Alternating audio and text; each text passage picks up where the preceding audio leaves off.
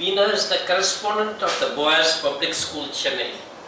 Now, she has lived in 5 countries, India, the US, Brazil, Singapore, Malaysia. I think that's something of a record in our club. She hails from a family of psychologists. She has bachelor's and master's degrees in psychology. She says, my training in psychology influences my decisions and the way I think. She has a BA and MA from the University of Madras and education-related certificates from the US and Canada. She has been working on a doctorate in holistic theology from the American Institute of Holistic Theology, Alabama. I thought she had already got it, but she said she is still working towards it. She has had varied experience as an educator. She has served for 5 years with the American International School, Chennai. For several years with schools in Houston, Dallas and Plano in the state of Texas, the US. She was also for 2 years assistant director with the Rtn Boaz Memorial Hospital for the mentally challenged, which was set up by her father. She has been active in social service as a volunteer. Now, Aristotle said, if you want fun in life, take school seriously. I'll repeat that. If you want fun in life, take school seriously. Bina took school very seriously as a student, and she's even more serious now as an entrepreneur. So she will this evening share her experiences and the joys and frustrations as an education entrepreneur. Over to Bina Boaz.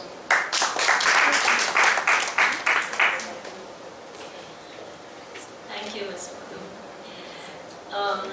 I'm so used to addressing students and teachers. It's kind of nerve-wracking now because it's my first formal speech. And I've been in the teaching line for quite some years, but just last year I joined as a correspondent in my father's school. And so I'm kind of a novice at this, in the management side. Joys and nightmares. I'm very thankful to say no situation has reached a nightmarish stage. So I hope it remains that way. So the joys are more than the difficult parts. I'd like to start with the parents that we deal with, because they present the most number of problems. And when I see the difference between parents in the US and parents who are here, the involvement seems to be much more here, the parents' involvement in schools. It actually borders on interference. They just don't give you the chance to do your work. They always have to put their 2 cents in. And they do their research and they pick out the best possible school in that area that suits their budget. They put the child in, and then they proceed to tell the management how to run the school. They tell the teachers how to teach, what aids to use. You're always tempted to ask them to take your job for a few days, because that's what they do. And we put so much effort into picking out books, the teaching aids. We send the teachers regularly to workshops to upgrade them professionally. And then in 1 quick minute, a parent can come by and say something like, you should put more thought into the books that you pick. And you're like, what have we been doing all this time? But there's nothing much you can say, so you just have to listen. And we recently had a series of meetings where we asked parents to come from each class and meet with the management and the teachers. They could bring up any point, any complaints, any worries, questions, whatever they wanted. And I had one angry parent stand up and say that her child fell down twice this school year and cut his lip and hurt something or whatever. And so she said, the school is not taking care of my child. Safety measures are not there. And see, we repeatedly tell the students not to run in the building because you're bound to trip or slip and hurt yourself. But children will be children. They will run because they think somehow running is much better than walking. And children will get hurt. But not only did she say that, she also had to say that she had to leave her job and come on a loss of pay to school to pick up her child. And no one knew how to answer what she had to say, because who else are we going to call but the parent? So luckily for us, another parent stepped up and she said, but you're the one responsible for your child. Who else would the school inform? And then after that, the parent kind of, just sat down. So, and another area where parents mess up big time and which bothers me personally is when they thrust their dreams and aspirations on their child.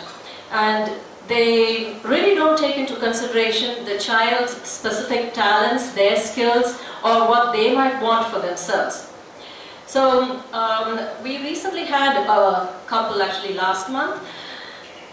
They just wanted their child to become an engineer.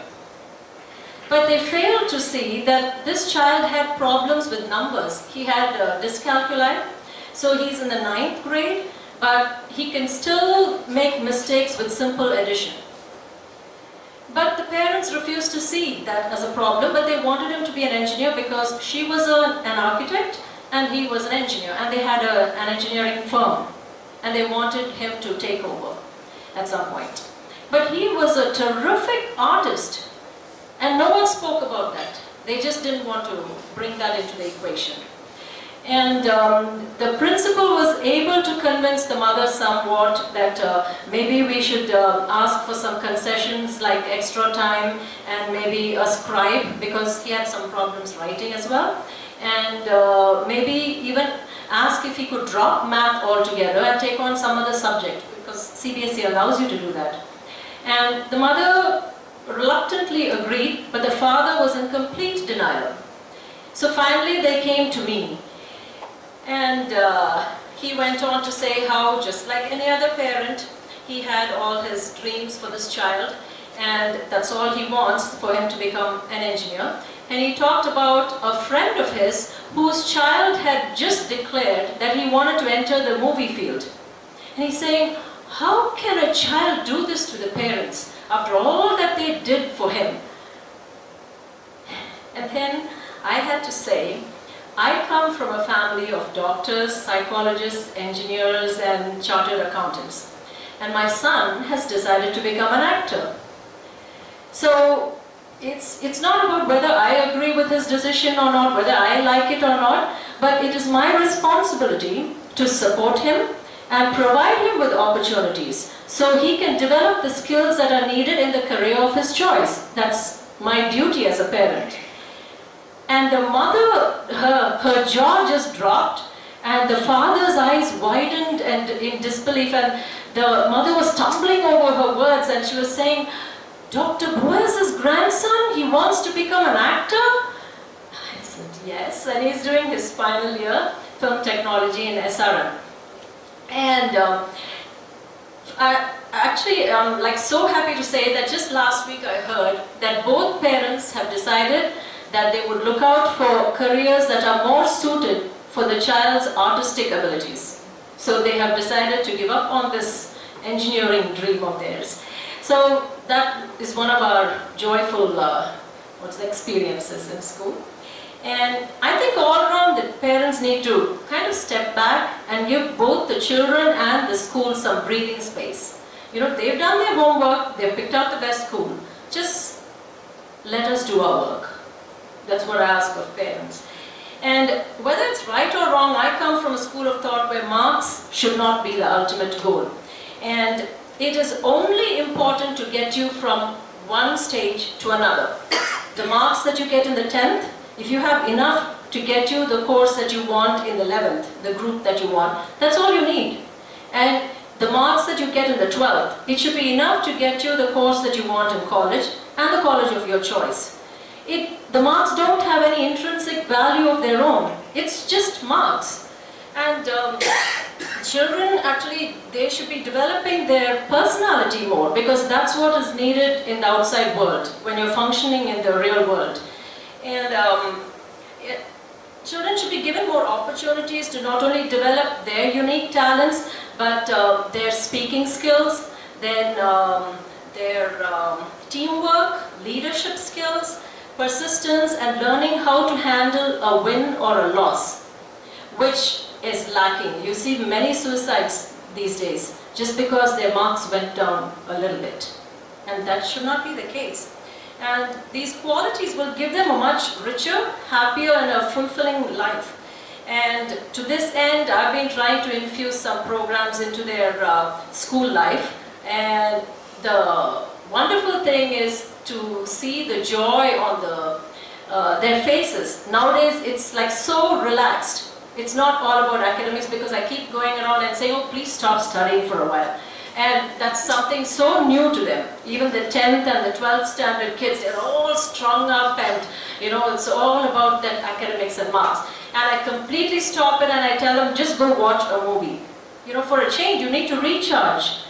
So, even the parents have come back to tell me that there is a great deal of difference in their children from the way they were before, and the difference between these children and children in other schools where it's all about academics. They can see the difference. So, because that makes me a very happy person. And this year, I had a child who failed in math in the 12th, which is a big deal for most people. And she came to me after the marks came out, and she looked so dejected. And I was telling her, so you failed. What's the big deal? What do you have to do next? She said, oh, I can do this, I can do that, and so that. That's all there is to it. 5 years down the line, you will look back, yes, you failed, so what? So she took it from there. Within 2 months, she was back in my office to say that she had taken 2 other subjects in the open school system. She had passed, and she was already enrolled in NCC. So nothing came of that failure. She had gone on and moved on. And there was this other child who always got 90-something in all her subjects. But she had a 64 in math. And she went into depression. And she refused to come to school to meet any of us. And her mother would come regularly to lament about the disgrace that her daughter has faced because she got a 64. And it was out in the paper. CBSE math paper was very tough. There was something, it was talked about that it was very tough for everyone. Even those who ordinarily do very well had done poorly. And this mother, she was saying, it was such a shame for me to stand in line to get her BCom admission. And I'm thinking, it is your daughter. Who else would be standing in line for admission? It's eventually, thankfully, she got around to getting admission in the chartered accountancy program that she wanted to originally. So where was the need for all this drama and dejection when anyway she got what she wanted? So I think learning to handle all of this, the wins, the losses in life, these things should be promoted more in school instead of stressing on marks. And I think actually there's a lot more to talk about where government interference is concerned and other aspects of running a school, but that is like a huge subject. Actually, Shamla would have a lot more experience and more to say. Yeah, I'm kind of a novice at that. So she will continue maybe later sometime. Given them a fill of it. So I'm just very passionate about what I do. I love going to work every day. And I think I'm very blessed that I have an opportunity to make a difference, just like I've been given an opportunity as a Rotarian to make a difference. And to that, I'm really grateful. Thank you so much for listening.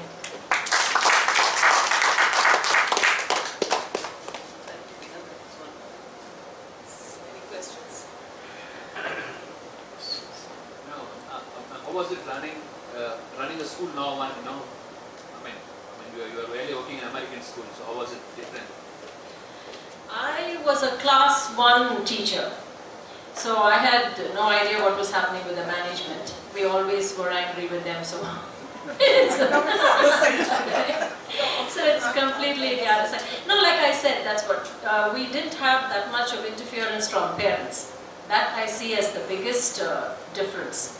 And also the extracurricular activities. There was a lot of importance given to extracurricular activities here. I don't see that, but I'm changing that in my school now with a whole lot of after-school activities and just opportunities for them to have a well-rounded personality. So it's not just the academic part of the brain that's developing and everything else stays stunted.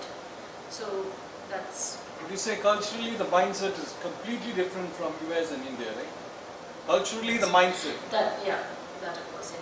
But even there, if you see, the Indians and Chinese are flourishing.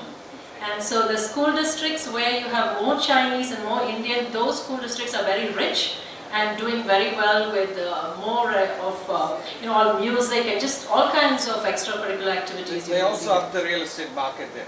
Yes. The same neighborhood. Yeah, Yes. There The that's a schools good are doing school. very well. Wherever Indians That's where go, the district- the neighborhood's prices are going up. People live there. That's true. But I worked in one of the poorest districts where all my students were Mexicans. Oh. And they were all first generation learners and no one knew English. Yes, the parents did not know English, the children did not know English, so it was a major challenge. It was ESL, English as a second language, but with complete immersion. You just dumped into English, so you have to learn English for survival. And that's how they were learning. You were talking about the children's career going up after their own interests. I slightly have a